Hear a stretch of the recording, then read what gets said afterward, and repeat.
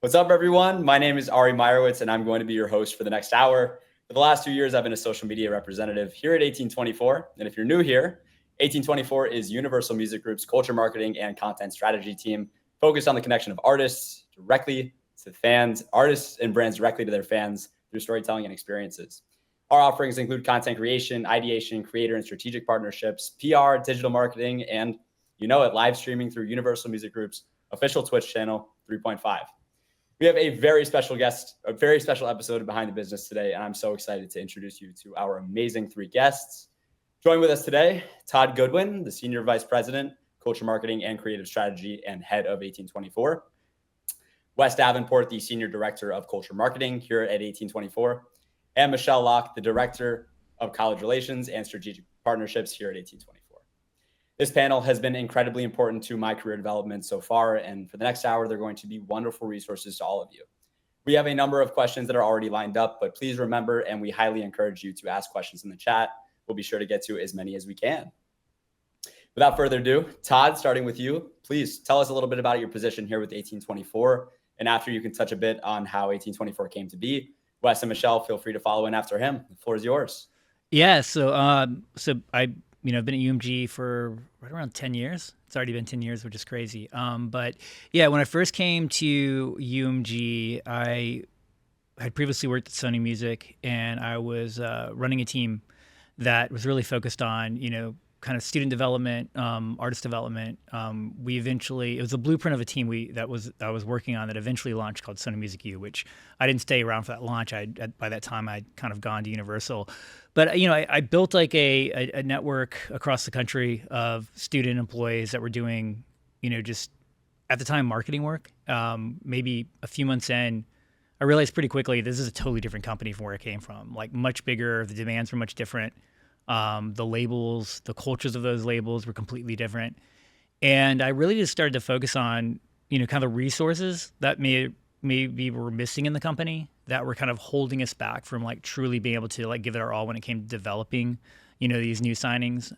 So I just started looking at where money was leaving the building, what we were outsourcing, and started thinking like, well, I have this amazing opportunity to like build these resources in-house. And I have like these positions that I can hire the best young creatives from around the country.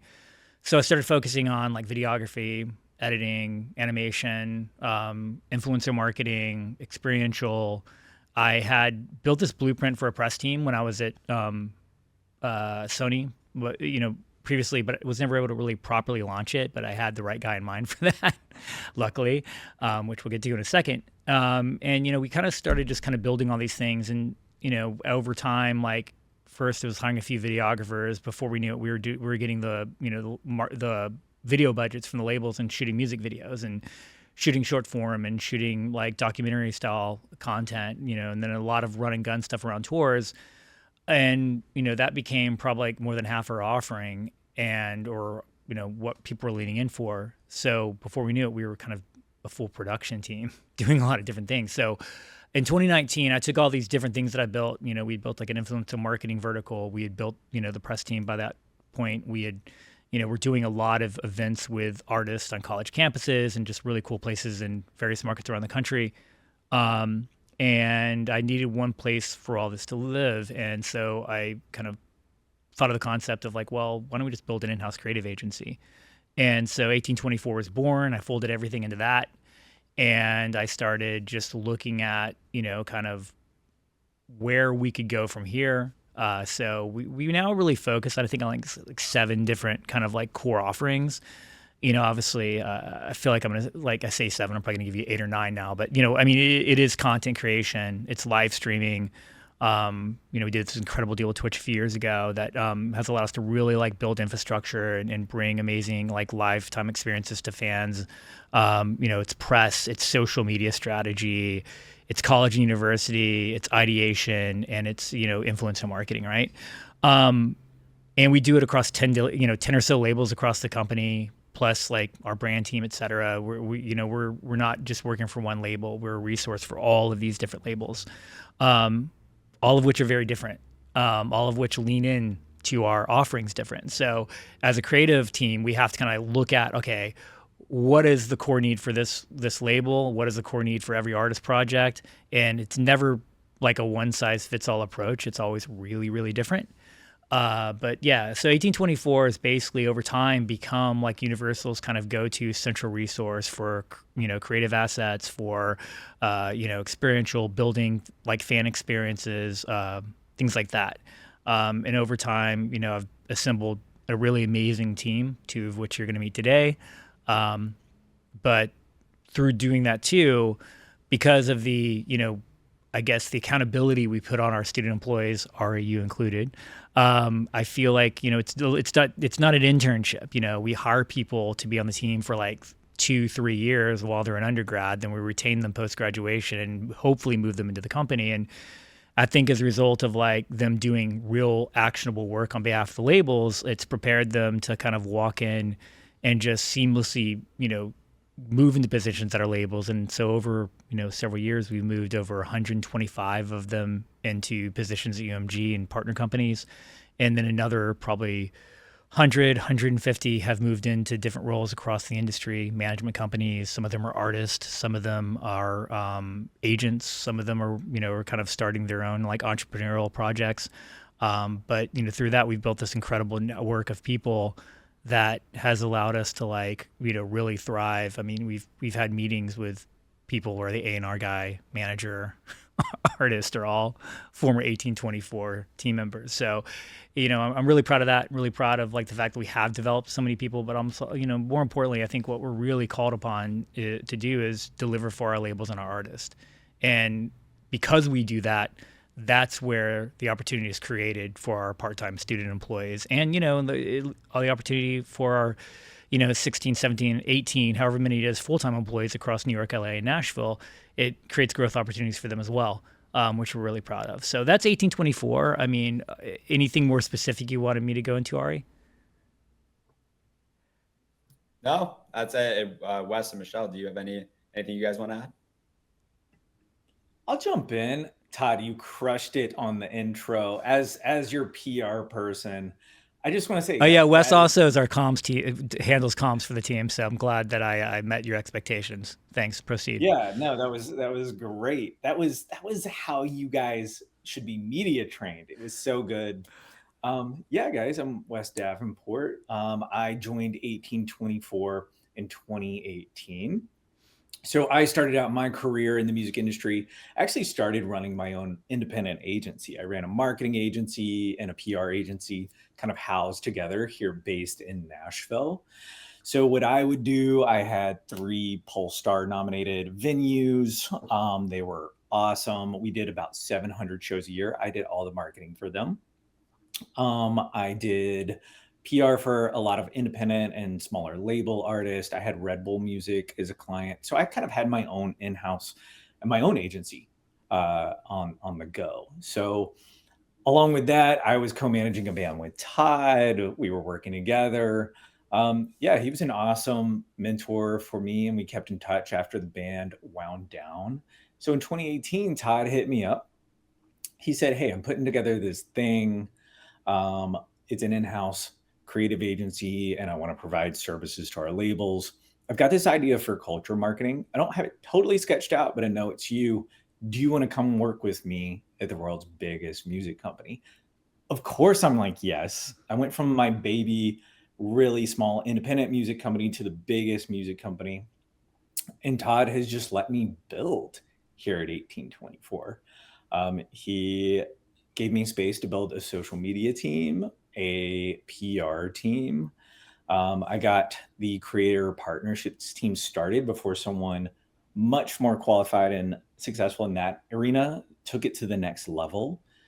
And I got to work on our live streaming initiative, which is real today. It's so full circle to be on this thing that we were just dreaming up with the company. So I've gotten to work on all those amazing things. I'm going to talk about marketing, PR, social media, digital, career advice for you guys today. And Michelle has a ton of game to talk about. Michelle, do you want to talk a little bit about your experience? Yeah, of course. I am Michelle. I'm based in the New York office. I run our strategic partnerships team and our college and university relations. I actually joined the team a year after Wes. So I came in 2019, I believe, top of the year. Very interesting way that I actually even was presented the opportunity. It actually was through a connection that I made while I was a student at Rutgers University in New Jersey. I didn't have any like music business programs or things like that were available on campus, but there was a radio station and I lived there essentially. There was a on-air host who hosted a more so like a hip hop and rap focused show. I became colleagues with her, and like a year, 2 years post grad, she reached out to me and asked if I was open for a job opportunity. And at the time, I had a full-time job. It wasn't in music, it was in fashion. I definitely have always stayed close to the creative fields, but I jumped around. I did some things in fashion, I did some things in media, but my heart was always with music. So when she reached out to me and asked if I was open to an opportunity and then told me what the opportunity was, she didn't lead with it. But when she dropped the bomb that it was at UMG, I was like, yes, I am totally interested. Tell me more. I will literally drop everything and interview tomorrow. And she was like, that sounds great. Can you actually come in and interview tomorrow? And I was like, oh, okay, this is real. Like you weren't like pump faking here. You really want me to come in tomorrow. And I had a full-time job at the time. But, we'll talk a little bit about this later in the conversation. But, when an opportunity comes, you definitely have to make room for it. You have to be willing to receive it. And I knew that I had to make a decision and make it quickly. And I came in for a first interview with her and it went great, and literally met Todd and Frank Hill probably like 2 days later. Like they just so happened to be in New York. And when I left that interview, they were like, hey, so can you come back in 2 days to meet with Todd? I was like, oh, wow, like this is all happening really, really fast. And like, I'm like, okay, I got to tell my other job that I am leaving. And that was obviously something to navigate through. But, after I met everybody, I knew that it was what I wanted. So, I started here as the admin assistant and have been here ever since, helping grow this team. And I've seen this team through so many iterations, so much growth. It's like amazing to see where we've come, over the course of this time period. The live streaming channel in itself is so amazing to see, because that's something that nobody first saw, in 2019, us having that. We were still on conference calls, y'all. We weren't even on video chat. Like we were 70 people deep on a conference call, taking attendance one by one. Is such and such here? Is such and such here? Like, it's crazy to see, like, even just the technological advances that we have undergone. But my team specifically, we've grown so much. Todd always jokes that I have his first job of college marketing. But it's so much more than that now. It's grown, it's college, it's lifestyle activations, it's fan experiences and events. And, I can't say enough amazing things about the reps that are on this team as a whole. But, the reps that coordinate these opportunities for the artists, they're special, super creative. Definitely. I was not anywhere near as creative at their age. So excited to talk a little bit more about that when we get into it. One thing I should say, because I feel like this is important, between Michelle and Wes, over the last, I guess, year and a half, they've really taken on the mantle as far as our lead recruiters. So anybody that's interested in student positions, these are the two that you need to go to. Not that I don't want to hear from you. It's just like I feel like they and their colleagues at 1824 keep me very busy. Like Todd is like, free my LinkedIn DMs, hit up Wes and Michelle.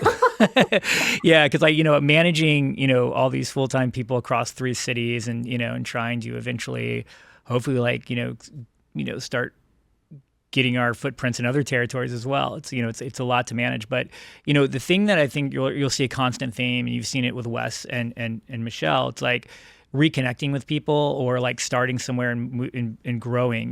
Michelle and Brittany, our head of operations, both started as admin assistants on the team, and now they're like, running divisions of the team. And I feel like that's really important to me, like that kind of growth. Wes came in as a manager, is now a senior director, and I connected with him when we were co-managing a band together, like that were friends of his from high school that I was related to one of the members. And by the way, to say the band wound down is very kind. More like an implosion, but we love them very much. And I feel like, just being able to, the fact that both of them, every time there was an opportunity to bring to move somebody up or bring somebody on board, like, these were people that I didn't have to think very hard. Like, oh, I've got an opportunity in Nashville. Like, it's going to be Wes. I've got, we have somebody leaving the team because they took another opportunity. Michelle's ready to take the next step in her career. And I feel like every day when you walk into a job or anytime you interact with somebody, whether it be an artist, a manager, an executive, people think that the interview is like the hour that you sit down with a hiring manager and you kind of go through that. Like, those are really just like, if you're doing it right, that's more of just like people feeling you out. I feel like the interview is really what you do every day. And I always tell, when I was really, more involved in the direct connection with like our student employees, like the one thing I'd always say is like, always put yourself in a position to be recommended. It's, one of my really great mentors, who was a boss of mine, earlier in my career, would always say, it's not about who you know, it's about who knows you, because you can know a lot of people, but it's really about them knowing you. So when an opportunity comes, they think of you because they know the kind of person you are. They know what you stand for. They know about your work ethic. They know how you communicate. They know that when they bring you in and put you on an email string or add you into a room with an artist and a manager, that you're going to carry yourself in a way that's going to benefit, the goals of that team. And those aren't things that, if you don't have those kind of things by the time you walk into an interview, it's kind of late. You really have to have done the hard work to do that. So unfortunately, I think a lot of people reach out and say, well, I'm out of college now and I want to work in the music industry. It's like, wait, great. Send me your resume, send me your portfolio, more importantly. Like, what have you done in music already? And it's not about whether Universal or Warner or Sony called and offered them an opportunity while they're in college. I mean, that's important. Or whether they did an internship. Did they manage a band locally? Did they like help them book shows? Do they take like a local artist and help grow their socials? Have they been making content with an artist? Have they been shooting video with them? And at what quality is that? Can it compete with things that are on the open market? Even at that level, that's what we're looking at when people come in. Ari, I feel like I just answered a question you didn't ask, but I'm going to turn it over back to you. Thank you. I mean, Michelle, Wes, and Todd, those are all amazing insights. And speaking back on the evolution of the company, even in my 2 years of being here, to see how much it's scaled, it's really awesome to see. And from the hard work of the three of you and everybody else on management and the reps alike. But yeah, we did touch on a little bit of what we're going to go into next. You talked about getting recommended. So I'd like to ask you, there's a fair share of unique pathways of how to get into the music industry and to get recommended into these different places. But as a college student, I think a lot of people wonder, what specific skills could students develop to separate themselves amongst candidates for these music industry positions? How do they get recommended? What should they work on? I really want Wes and Michelle to answer this, but I will say you're asking the perfect question. All three of us, 1, 2, 3, and are all in the process. 2 of us already hired. We're all in the process of hiring assistants right now. I just hired one. Wes just hired a new assistant. Michelle's in the process right now. So I think this question couldn't be more timely, Michelle, right? So it's like, go ahead. Literally my life for the past 2 weeks. Todd answered a little bit of it, of like, what are you doing while you're still in school to differentiate yourself? What are you doing to make yourself stand out and show that you have the skills that it takes to be in the music industry? One thing that I will say that I found really interesting across a few of my conversations is that I feel like people are in a space where they feel like maybe they can't be personable or can't be like share things about their personal life. Like, it's not, I don't, as someone who's, interviewing people, I don't just want to hear like, I love music so much and this is why. I want to hear about like other things that you're doing in your life. Like, what else are you interested in? How else are you gaining other skills? Like, have you had other types of jobs? Have you volunteered at places? Like, what is meaningful to you? What is valuable to you? Like, who are you as a person? I think generally that's really important nowadays, of like showcasing who you are genuinely as a person. With the way that the job market is now, it's tough. You know, I feel like a lot of people feel like obviously you do have to put your best foot forward, but I think that's very multifaceted. Like obviously there's the professional resume, but there's a lot of people that are coming, you know, with pretty stacked resumes. Like a lot of people have 2, 3, 4+ internships. So when you're looking at those types of resumes and those types of candidates, you see 50 candidates like that. There has to be something else to be like a differentiator. And like, what are those things? It could be some of the things that Todd was talking about of like getting integrated in your local community, working with local artists, working with venues, working so many different opportunities to tap in with people, you know, scouting artists if you're interested in A&R, working, you know, at a studio. There's a lot of different lanes, but then I definitely feel like honing in on how to market yourself as a person. Like, how are you coming off in an interview? What have you learned in terms of like your communication skills, how to connect with people, how to work things that are personal to you into a job. I definitely love to leave an interview kind of knowing who this person is, at least a little bit. Like obviously there's most of the getting to know you part happens once you're in that space and in that role, but a lot of things on the administrative side, they're taught. You know, there's a lot of training that takes place. There's a lot of systems. We don't expect someone to come in and know everything right off the bat. So is this person teachable? Is this person going to be easy to work with? Are they genuine? Do they really care? Do they really want this position? I mean, there's hundreds and hundreds of people that are going out for the same role. So I also feel like being able to effectively communicate like why you want this role and not just a role is really important when you're coming into an interview. And I mean, I totally understand like people taking in whatever interview they can get because of scarcity and entry level roles. But I do feel like when you do enter those spaces in that room, you really have to come off and be able to speak to why you should be the one to get this role. Why is it this role or nothing? That's at least what I want to hear and what I want to see. And if I don't see or hear that, it definitely causes me to pause because I'm like, I know that there's probably hundreds of students out there who would absolutely, you know, be the happiest person in the world if they were to receive this opportunity. But I mean, there's countless things that you can do while you're in school. Obviously, I mean, one thing that I definitely tell a lot of the students that I talk to is like, you know, networking early, like building relationships, building connections while you're a student. I mean, I feel like generally people are more willing to talk to you. Like people are more willing to take 10, 15 minutes out of their day to share some advice, to, you know, get a coffee, to hop on a Zoom with you, tell you about their journey. Take advantage of that. I mean, once you graduate, they're like, you're an adult now, you're on your own, you got this, you know, but those 4, 5, 6 years, however long you're in school, like I definitely would take advantage of the opportunity of reaching out as a student, you know, trying to connect with whether it's executives, peers, professors, admin. Like you never know who it's going to be that's going to have an opportunity for you in the long run. It might not be now, it might not be immediately post grad, but it could be a year or two, you know, down the line when you really potentially might need it, when you're looking for a pivot. An opportunity can just present itself based off a conversation you might have had like 2 years ago. So that's definitely something that I would recommend.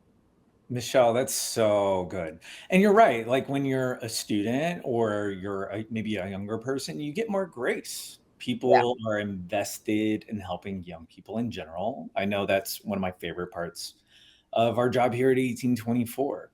So, I mean, I co-sign everything that Michelle just said. And I know we've got some really great questions in the chat. Like, thank you guys for coming here to learn about the music industry and to learn from us and hear our perspectives. I know we've got Saskia, we've got Jennifer, we've got A Hall 719. We've got a lot of great folks here. Anna, thank you for coming. I saw a chat question that Michelle kind of expands on what you and Todd were talking about. That's from Danny Terranova. Any advice on if we should focus and be exceptional on one skill, for example, social media, A&R, music supervision, or should we get as good as possible at every skill we can get our hands on? That's a great question.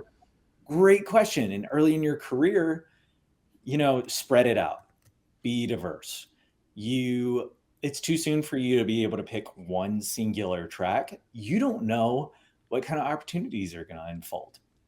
Some of these opportunities happen because you're out there, you're networking, someone takes time to take a chance on you and listen to you. But some of it is luck. So I think it's great to learn about as much of the industry as possible. So, when I'm thinking about things, skills to learn, or experiences to have while you're still in university, or if you're in that 18 to 24 demographic, I'm thinking about interpersonal skills. Interpersonal skills like tactfully talking to industry folks, being able to have a conversation, being able to do some networking and go to events and putting yourself out there in the real world, building social capital, doing things for people and not just asking and taking, because this whole thing is a two-way street, and that's a skill too. A big one is writing emails and professional messages. I'm seeing a lot of things that may be generated by apps and other technological services. I am always looking for people who can communicate as an individual, right?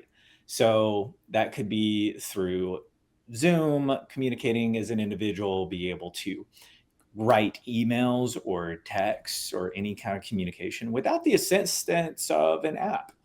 That's going to be more and more key. So I'd say that.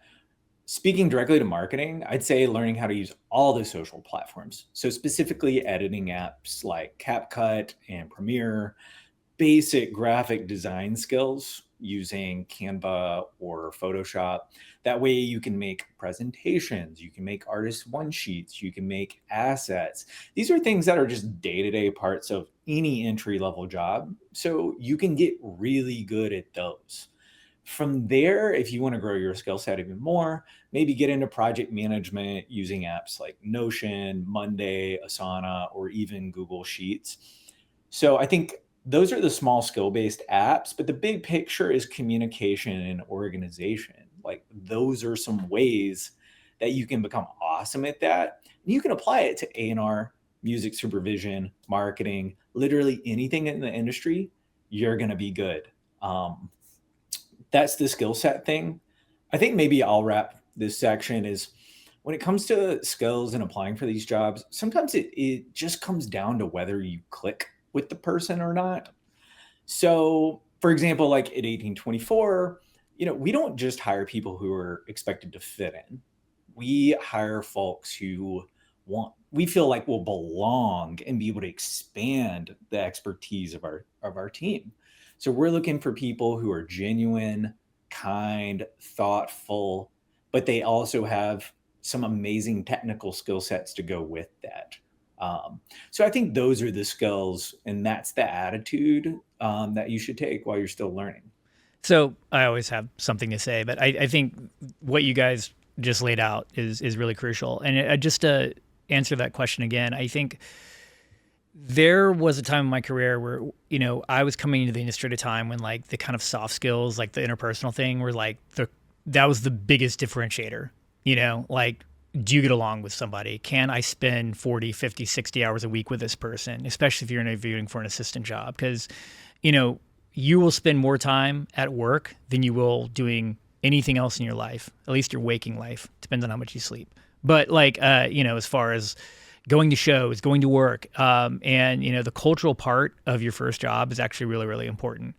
And I think it, has a lot to do with how, people, find opportunity, et cetera, because, the idea with an interview, it's like if you have a great portfolio and you have a great skill set and you can show that through a portfolio or a resume, half the time when you're walking to an interview, you've answered half the questions already, and then it's just kind of feeling people out. But to the skill sets part again, I think that your first job, the opportunity at hand, will lead you to what you need to focus more on. I think Wes's advice on things you can learn while you're looking for jobs is really important, especially with the access you have to learn things. I mean, like we have this amazing, creative team, and some of them went to the best film schools in the country. And almost all of them actually learned what they do through watching YouTube tutorials. So think about that, So, I mean, the information's out there. And when I got my first job as an assistant, I realized that someone once said to me, a good friend of mine said, earlier in my career. We're still really good friends. And he said, anticipate a need and fill it. And I was in a team that I saw needed more design work, and our designer for the company was just too overwhelmed. I taught myself Photoshop, just by playing around with it. And I became the designer for that team. And it continued to like benefit me throughout my career, so when I became like a field marketing rep, I owned all my own equipment, printer, laminator, all that kind of stuff, creating signage for events, things like that, designing it. And I don't ever have to do that now, but it really helped me get ahead because I was able to bring something that made that team more efficient. They didn't have to ask somebody else. I could just do it.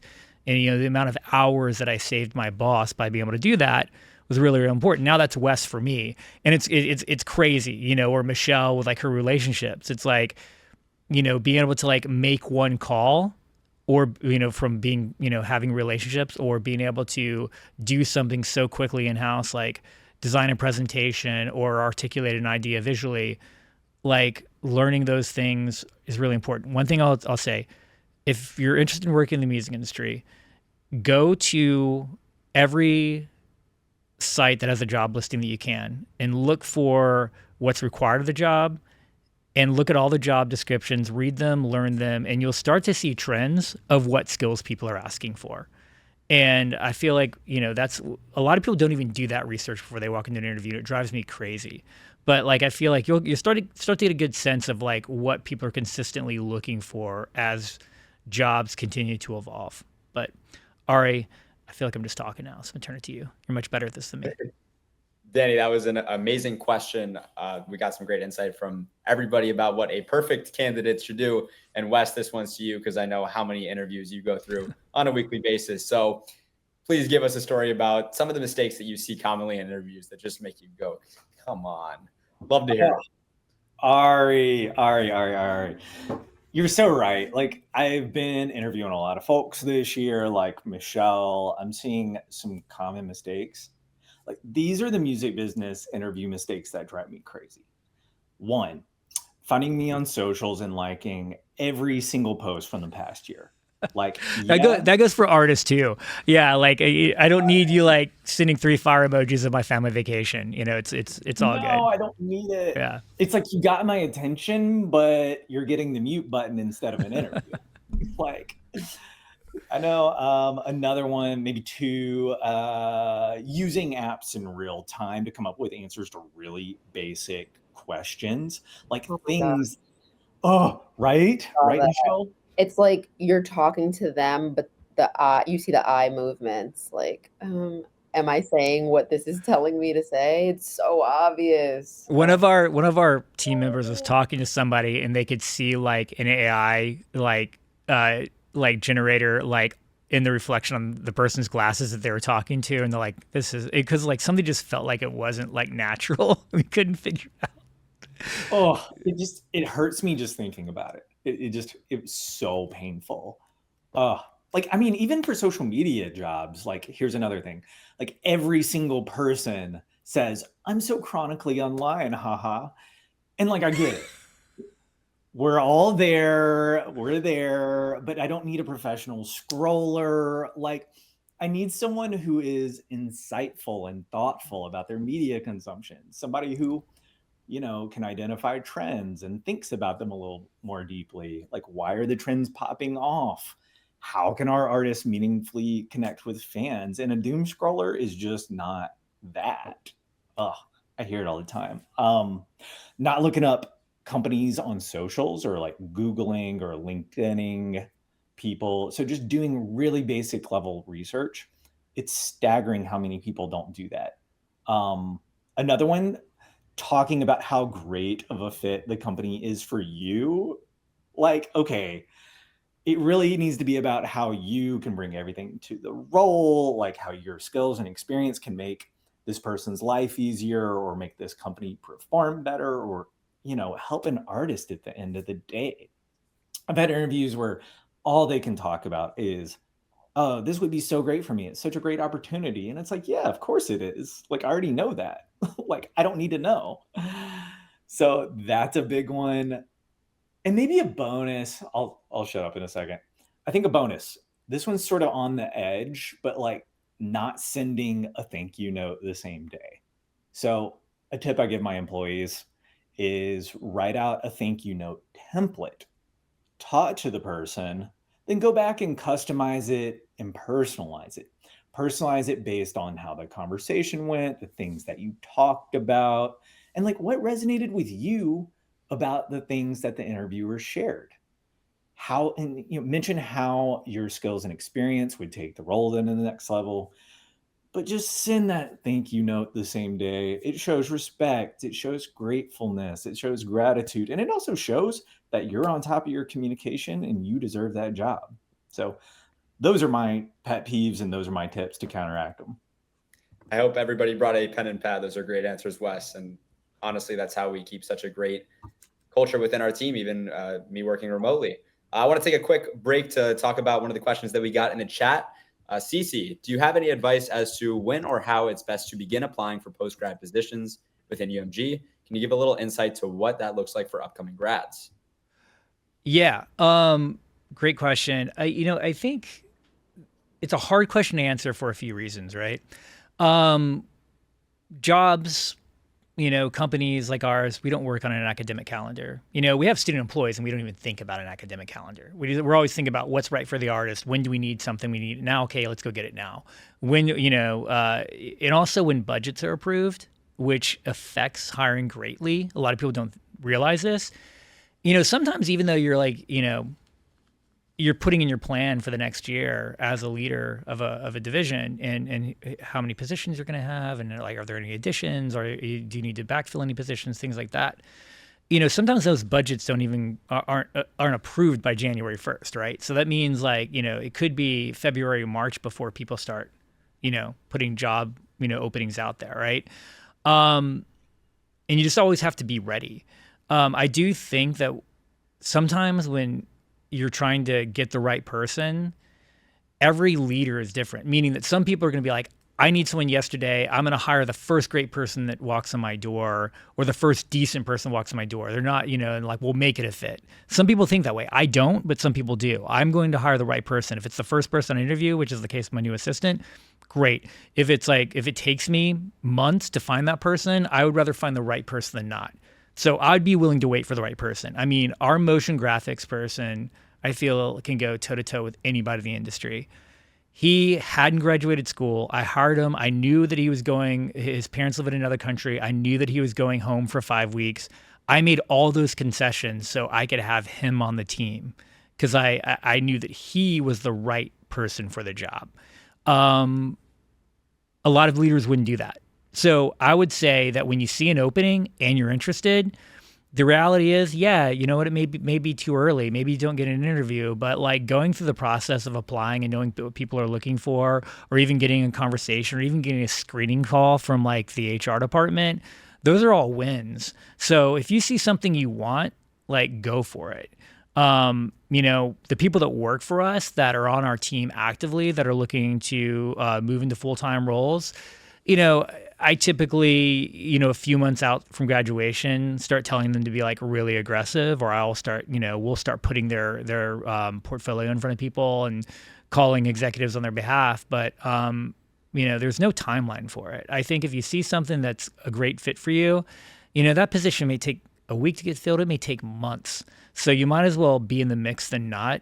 And, like I said, even if you don't get the job, but you get a screening interview and you ace the conversation with HR, sometimes they keep you in mind. They start recommending you for openings as they come up later. So I don't know. I'm just one of those people that I don't think it's a bad thing to start applying, but I also think you need to be realistic that the timing, don't get offended or don't get discouraged because somebody needs somebody to start in 2 weeks and it can't be you because you can't move. But you do need to also be prepared to make that move. So if I hire somebody, I don't care if they live in Florida, Georgia, whatever, they have to be in LA in 2 weeks. And, that's just non-negotiable, right? I mean, like what we do as a creative team, we have to be in person with artists, this and that. There, remote opportunities out, for our full-time team. like it's really hard to do a remote job on this team. Wes is in Nashville working from home, but he's with artists and with our companies that are based there. Michelle runs our New York office, and I have the bulk of the team here in LA. But I don't know. Any insight on that, guys? You definitely took my point on the relocation bit. Definitely, I mean, you need to have a plan. I mean, Todd is right. You can put in for applications. Let's say you're an upcoming grad in December and you see job openings opening now and you want to put your name in the ring for it. You may not get it. Like if it's something that they're trying to fill immediately, then they might not want to wait until December. Then you may not get a call back for that. But sometimes the interview processes do take a month, 2 months, 3 months, where they may consider you for a role like that. But regardless, there needs to be a plan in place. Like if you are planning on applying for a job in New York and you get on that interview and they say, we need you here by this date, you need to be there by that date. And if you think like, okay, I'm not that far, I can commute, I can do this. No. In the music industry, it is not a 9 to 5 situation. Like, you don't know what's going to be required of you. There can be a show, there can be, an outing with the label team. There can be a meeting with an artist. The hours fluctuate so heavily. That's not something that you can just like throw to chance. Like, yeah, I can do it. I can figure it out. You definitely need to be in a place where you're able to be present, where you're able to be locked in, especially for one of your first opportunity. Like that speaks volumes on like what type of impression that you make in the music industry. The music industry might feel big, but it is pretty small, I would say, in terms of just connections and people that know each other across different companies. So making a good first impression is definitely very important. That also brings me to something that I feel like we're asked pretty frequently of like, should I just take any opportunity just for the sake of getting my foot in the door? It's a layered one, and it's something that we're asked all the time.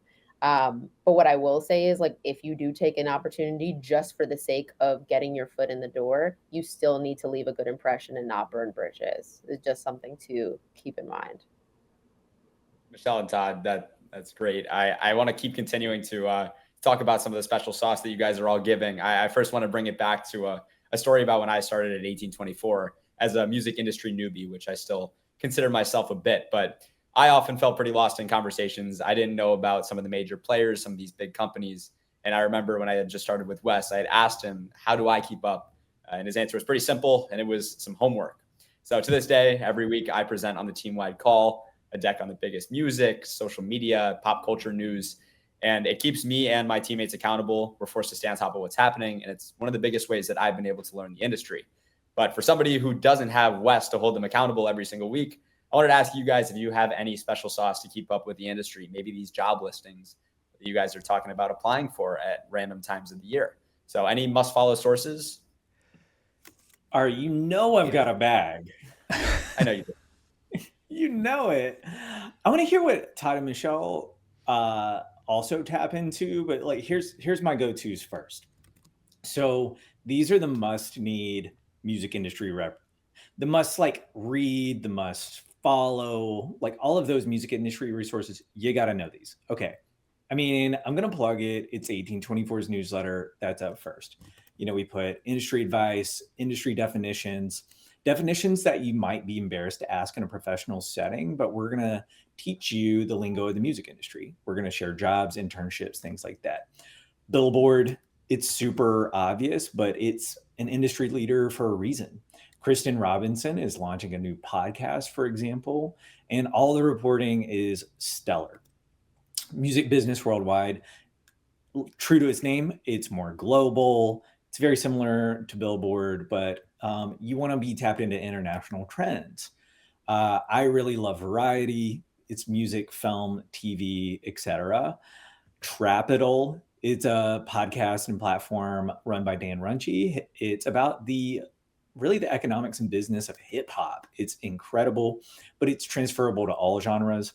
I would say Assistants versus Agents, so cool, so funny, so informative.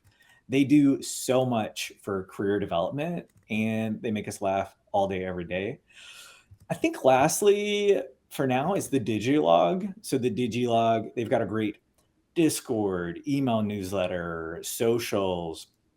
I found an amazing amount of community through the Digilog, as well as Jump Global. So great networking, great connection. Those are my go-tos to stay on top of the music industry. And one thing I'll say about like a few of those, Digilog, Assistants versus Agents, few others that you mentioned, I feel like they're actually were started and run by people that really do care about seeing people succeed in the music industry.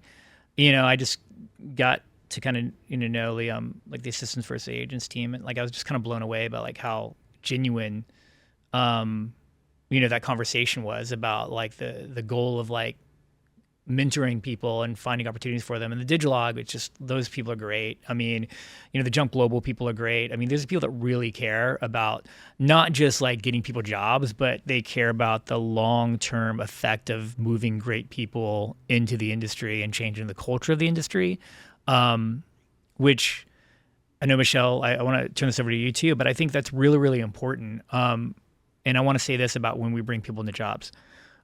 I always look for people that can lead on day one. I have a lot of experience, like from my tenure in the music industry and the things I still want to do and like all that kind of stuff. But my life has changed. My job has changed. I'm the one on the team that has to think about what are we doing 2 years from now. I'm having conversations right now about what we're going to be doing in 2027, 2028. Like they're aware of them. Like we're building things right now that won't launch until then. And, I have to think then Wes and Michelle are focused on more like the day and day, living with labels, the projects, et cetera. But I feel like, when we look at like people coming in, they have to be able to teach us something. I feel like the problem with a lot of internships is that they look at people that, I have to mentor this person. I have to bring them in. I have to teach them what I know. And yeah, we have experience. Like I think, everyone's a little bit proud of what they've known, what they've been through to get to where they are. But at the end of the day, I'm just more focused on, okay, what can somebody that's like 18, 19, 20, 21, 22 teach me about culture, about trends, about what's happening in the industry? Because like by the time things get on like our level, you know what I mean? Like they didn't start here, they started somewhere. They didn't always start in New York or LA, and I feel like having our team, our part-time team, our student team, it's such a crucial resource for me to learn about like what's truly happening outside of our offices in New York, Nashville, and Santa Monica, and like what's happening at the street level, what's happening, by word of mouth, and so I feel like that's one thing you should know when you go into an interview, being your age, like with your skill set, with your knowledge of culture, you're actually in a better position to lead in that regard than most executives in this company. And the way that, how you treat that knowledge, do with it as you will, you don't want to be arrogant about it, but you want to be able to like really say that in an interview, like, hey, I understand culture. I understand what people are looking for. I think there's a few like opportunities that could be really meaningful. And I feel like I have a skill set that that your company could use more of. Those are all really important things to take into an interview. But yeah, Michelle, I don't know if you had anything to say about that. Always have something to say. I mean, yeah, our students, they keep us young, they keep us hip, they keep us in the know. To add on to what Wes was saying, I mean, he definitely laid out some really amazing platforms for music industry tips and, guidance on how to get a role or how to connect with people in the music industry. But I would also say like, these like developing creators that are really changing the game for music discovery, I feel like have been super insightful of just being able to understand, what music is relevant right now. How is music changing? How are genres changing? Like that music discovery, I think is very important. Even if you're not interested in going into A&R or whatever, like you need to understand what artists are bubbling right now, what artists are doing well, how genres are shifting, how attention is shifting towards different types of music. So I do follow a lot of accounts like, Saving Connie and those types of pages, ones to watch for the speakers and different accounts that are really putting an emphasis on developing talent and new music, but, also highlighting some established artists as well. I think that's super important. We're lucky enough to obviously work with younger people who live and breathe underground culture of music, different genres, budding genres. So I'm very grateful for that, but I definitely would say that that's a skill that I would recommend for anybody that wants to work in music. Absolutely. Those are all great sources, most of which I follow too to keep in the know and the ones that I report on. Michelle, I want to keep it on you. We have a wonderful question in the chat from Kate. she referenced your reasonable dialogue episode and asked about what advice you would have to approach conversations in a genuine way, so that students aren't coming off as too transactional or disingenuous when networking. Hi, Kate. No, thanks for tuning in. A reasonable dialogue. That was a really great opportunity, actually with a previous employee who worked here, Jazz Woods, and DJ Miss Milan and Jan. Jan works across Spotify. She's really amazing. And then DJ Miss Milan is Dochi's DJ for those who aren't familiar. Really great platform if you're interested in learning more about Black music and, the cultural intersections of that. But it is a really great question, because I think it is very important. A lot of conversations do tend to come off transactional. And I understand the climate that we're in. It's not easy to find an entry level role. And that's just the truth. That's just the fact of the matter. But I do feel like there are ways to just present yourself and be yourself without putting too much pressure on a conversation. I feel like when you go into a conversation, you really should leave like knowing that the interviewer knows something about you personally. The interviewer knows something about how, maybe your personal interests, maybe your background, maybe how you first connected with music can make you a standout candidate for the role. I've talked to so many people, and I definitely would say that, leading with that genuine interest is always best. Like, not really trying to prove what you know, not trying to prove like what Wes said of like, this is why I need to be here, and this is why this is the role for me. Like, that's not really what people want to hear at the end of the day. At the end of the day, people want to know that they're working with somebody who is going to, be grateful for the opportunity and make the most of it, especially in an entry level position. Like, I'm definitely looking for someone that, we're able to grow, that we're able to train, that wants to learn, that doesn't want to come in here and, be in a position for 6 months and then look for their next opportunity. Like, we do want to grow from within. We want to bring our people up and make sure that they are as, dedicated to this team as we are. That's definitely something that I'm looking for. So I feel like, always lead with who you are personally and be yourself. It definitely might sound a little cliche, but like that is what it at the end of the day, like that's the only way that you're going to come off as genuine and not transactional, if you are trying to be yourself and not trying to be maybe what you think the interviewer may be looking for, what you think someone in that type of role acts or sounds like or talks like. You just need to lead with humility and understanding, be able to showcase what skills and experience you have, and let the rest kind of speak for itself. Thank you, Michelle. We'll interrupt the professional questions as we close out the last 10 minutes or so to talk about music, because in all honesty, if these three didn't have taste, I might not have accepted my role a few years back, but I'm just joking, of course. Tell me, Wes, we'll start with you if you're ready. What you got in rotation, maybe one of your favorite projects you've worked on that aligns with your music taste. Yeah, so favorite projects that I've worked on here at 1824. We did an Animal Crossing concert with Tovlo back in 2020. And that one's so close to my heart. It was so fun. She was signed to Island Records at the time. We did a live stream with the fans. People were making custom in-game merch. It really just fostered connection in a place where we really needed it. And I love pop music. So that one was really special for me. I also love our press conference series we do as part of 1824's PR team. So it's getting a lot of blogs, zines, tastemakers, college radio, student media, playlisters, all together on a Zoom to talk to a major label artist. So we've done press conferences with Chappell Roan, Renee Rapp, John Batiste, Katy Perry, Zed, Gracie Abrams, Tusi, Youngblood. We've got one coming up with Amber Mark and Madison Cunningham. So like that is so close to my heart because it lets young fans speak to an artist and it lets the artist interact with our 18 to 24 demographic. So I love those projects. And I think my third favorite professional project is a craft beer collab I did with the Struts. I still think about that all the time. What about you, Michelle? Like, what are your favorite projects? Man, there are so many to go through. I mean, getting a chance to work on a project for Nikki last year was super cool. Being able to host a panel conversation at FIT to talk about the legacy of her music and creative, and talking with people who were collaborators on some of her past projects. I think that was awesome as like a very OG Barb. That was a special one for me. Where Lil Wayne, we did a really, really dope collab with Randy's Donuts to help promote one of his shows that was in LA a few years back. We did a customized like Wheezy donut. Everything that we've done in that space, like food collaborations, brand collaborations. We did a collab with Giada Sandwich Shop in LA for Young Gravy at the time, which was super cool. It kind of doubled as a release event and also had a customized element to it.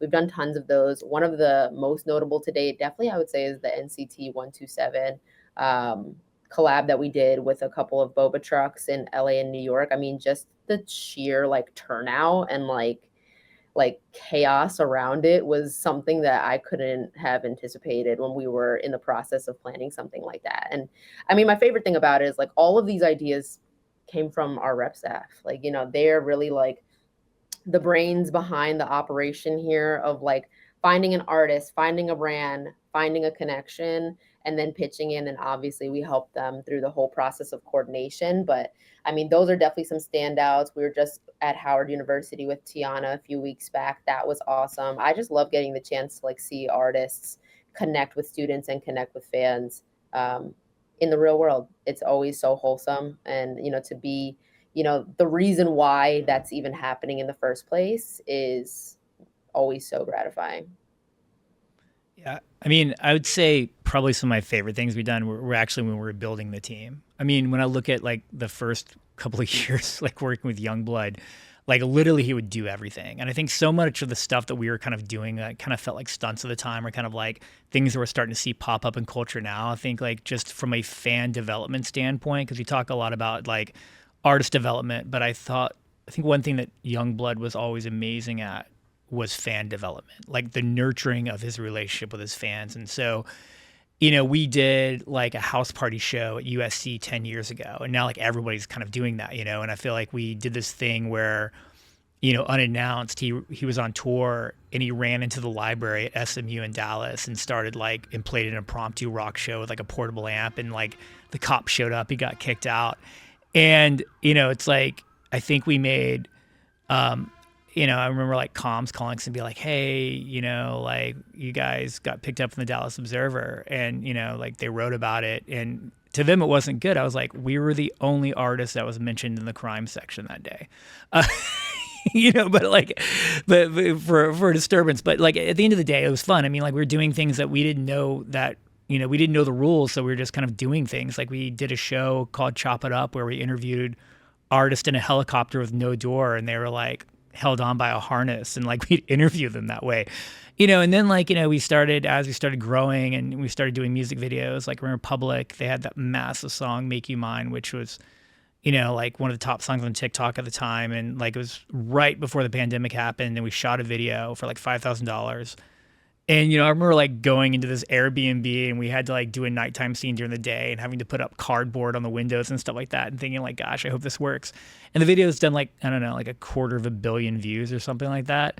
And, you know, we really gave that artist a face now, you know, but like now it's like, I think just from a musical standpoint, like I'm really excited about a lot of the projects we're starting on. Like, I mean, I'm obsessed with Wisp. I love guitars. I love like, just, I feel like if you do it right, like all those layers of guitar can have like real emotion. I feel like she's just absolutely incredible.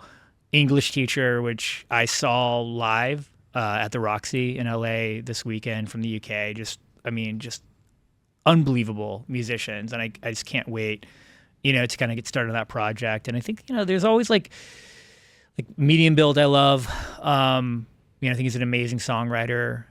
You've just got such a wealth of talent across all of our labels, you know, here. You know, and some of the artists, like, I mean, even if I'm not necessarily like, you know, listening to their music all the time, I just like, they're just such a joy and delight to work with, right? I mean, like, I love Aaron. He's an artist that we have signed to Verve. Like, we've done a lot of creative work around his project. He's just such a genuinely nice person and just so appreciative of everything we're doing. And he's a great songwriter. And then there's like really projects like that you didn't see coming that, you know, we're so focused on kind of these like young developing, you know, Gen Z acts. And, you know, we're working on this Rob Thomas project right now. And some of the best creative work we've done has been with Rob Thomas, so it's kind of like, it's really interesting to see, all these different types of projects and like seeing what Michelle has been doing with Tiana Taylor and stuff like that. Just, it's inspiring. And, and Wes is doing, by giving these artists a voice, and, sometimes like it's their first, interview. It's their first time like talking to a lot of people. It's like media training in that sense, but they're kind of disarmed because they're like kind of feel like they're speaking to their peers, and that's like an offering that we have that other people just really can't authentically offer. So, yeah, I mean, music. I don't think I would have survived in this industry. The toughest times if I didn't truly love music. I feel like as much as we say that you have to have a lot more. If you don't have that love of music, you should never get into the music industry. And I feel like, there's no emotion you've ever felt that hasn't been put into a song. And, and so when you get to work on those projects for those artists that you do love, like when we did the Wisp live stream a few weeks ago, I was like, man, I'm so glad that I'm here. And to see her fans just freaking out in such an intimate, atmosphere is just, it's just like, man, I wish that every project could be like that. But, every artist has different needs, and how much we lean in on some projects is very different. So, but when you get to like truly lean into something you love, like, because we have so many different artists, it's so worth it. As I said, they all have some amazing taste, and we've covered tons of topics, some interviews, some big picture career moves. But I want to, for the final question, we'll go a little bit over on the day-to-day where 1824 finds itself in this cross between the music industry and social media. It's super fast paced and it takes a lot to keep up. So I want to know what kind of work routines or daily habits you all have to keep you sharp and on your game. And Michelle, I'm sure you got some.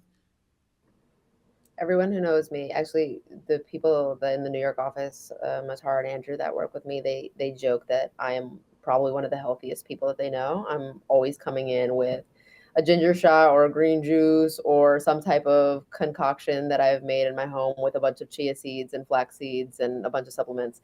So I'm definitely very big on personal wellness. I do yoga frequently. I definitely make sure to get my movement in. I really do try to find ways to disconnect mentally and recharge, because, it is a job that never stops technically. Music never stops. There's always something that can be done. You're never going to probably finish your to-do list in one day. There's always going to be some run over. Projects are constantly, ongoing across months. As sometimes there could be something that we're working on now that might not happen until January. So really making sure that I'm taking care of my physical health, my mental wellness, is very, very important to me. I also am a mother. So trying to balance parenting, time with my child is also really important to me. Quality time with my family, that definitely helps me kind of reset and recharge to be able to come back to the job and, be able to be an effective leader. That's so good, Michelle. I love all those things too. I'm with you on the chia seeds. I'm with you on the kale. Like, let's go. I know. Someone dropped the organic produce partnership in the chat. Like, please. No, I do a lot of the same things as Michelle. It is important to keep your body and mind and spirit all good to go. I know I talk to a lot of young folks about how to stay well. And look, like early in your career, there's not a lot of balance. I didn't have a lot of balance early in my career, and it's tough. So I just embraced that 20s period of my life was very weighted to work. And I'm glad I did it. It paid off now that I'm in my 30s. And now I can find some semblance of balance. So it's working really hard and showing up for our artists and our employees every single day. But it's also, hitting the gym, going for walks, yoga. I do a daily meditation using the Calm app. Shout out Calm, they're not a sponsor. But I do those practices, and it keeps me well. It keeps me fresh, and it keeps me feeling good coming to work and working with our artists every day. I was joking about this earlier. I feel like my biggest, I think the thing that helps me most is like responding back to an email and saying, adding Wes. or forwarding an email to Michelle and be like, this sounds like a fun challenge for you. But just That's kidding. how you stay so good. Yeah, stay so I mean, just good. like it makes me feel incredible. It's so hard watching them work. No, I mean, like my stresses are different. My day is different. I mean, like I feel like I try to spend as much time as I can, like with my core management team. I kind of tend to overinvest in the folks that I really think are guiding us into the future, and three of which are on this call with me. And I feel like there's things that I mean, like from an actional standpoint, look, there's a lot of things going on, and there's just a lot. I mean, they'll tell you, like I'll be in a call and I'll get a call from one of the label heads, or I'll get a text, or I'll get like an email that comes in that feels urgent, or but the reality is, like, one of the things that I actually do when I'm trying to, like, I do this when I'm talking to Wes, because he's in Nashville, and sometimes if I feel like it really needs my attention, I always work with 2 monitors. I turn the other monitor off. I just turn the other monitor off and just focus on just having the Zoom screen there, so there's nothing there, and I turn my phone over so nothing can distract me, so I can give that person my time. It's really difficult, for me especially. And but as far as like just like wellness and stuff like that, I totally agree. Like, I mean, like, there is not a lot of balance, right, in your 20s. Wes pointed on that. I was no different. I lived in the field working in marketing. Then I lived in New York for several years, going to 3 shows, sometimes in a night. And that was like, I committed to that, but now, I've got 2 kids, I've got a family, I've got, a lot going on, and I've got a different job that starts when I leave here and I walk into my house. But yeah, I mean, I try to like make time. There was a time in my life where I had to like choose between basketball and music. It's the only other thing outside of my family that I've loved as much as music. And I feel like, I still will go out and play, shoot around a few times a week, just to kind of like, because, when like a great song, there's nothing that sounds better or feels better than a basket going through a hoop for me. I don't know I'm just one of those people. I watch a ton of basketball. Like and I'd say one of the things too, like, I never really understood therapy animals until I got a dog. And I am obsessed with animals, and, just having a dog and be able to go home and like realize that maybe my team at work is frustrated with me. Maybe my kids and my wife are frustrated with me, but the dog is never frustrated with me. He's always so happy that I'm home. I think there's something that pets bring that it's just really hard to like explain, you know what I mean? So like I've got, a dog, a cat, and a hamster. Really, my kid's hamster. But I will say, like, I mean, those things in theory should all be like seem like one rung up on the food chain from the other, but they actually, have a very good personal relationship. But no, like, I mean, I think like just being around my family, my kids, pets, basketball. And also at home, working in music, I only listen to physical media at home. Like I don't, I'm in the car, it's digital. When I'm at work, I'm clicking on one link to the other. I've got 5,000 records at home, and like, that's all I listen to when I'm at home. So like it keeps the fan part of me alive. So I can, separate the business part from the fan part when it comes to music, even though a lot of the two are interchangeable most times. But listening to music is a different experience at home than it is at work. So that keeps me kind of grounded and still viewing music as much of a kind of personal love and passion as it is a job, I would say. So those are kind of my tips.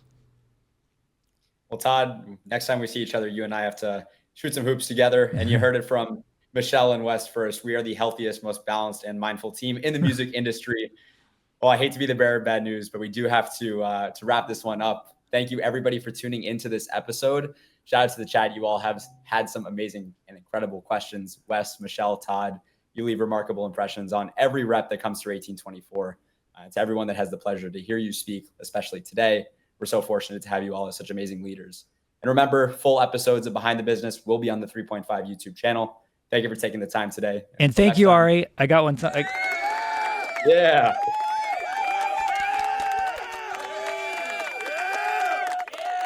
I said I was going to use that button once. Ari, thank you. Incredible job. And Pleasure, Peter. lucky to have you and appreciate you pulling this together. Of course.